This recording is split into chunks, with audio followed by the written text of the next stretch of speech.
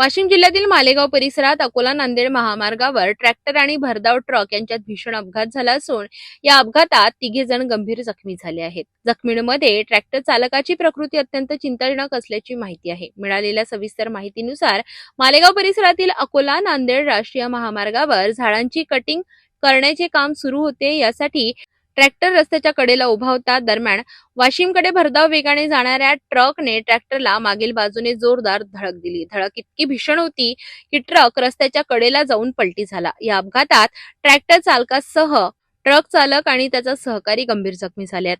स्थानिक नागरिकांनी तात्काळ मदत कार्य करत जखमींना बाहेर काढले आणि उपचारासाठी जवळच्या खासगी रुग्णालयात दाखल केले। जखमींमध्ये ट्रॅक्टर चालकाची प्रकृती चिंताजनक असल्याची माहिती डॉक्टरांनी दिली आहे। अपघातानंतर काही काळ या मार्गावरील वाहतूक पूर्णपणे ठप्प झाली होती।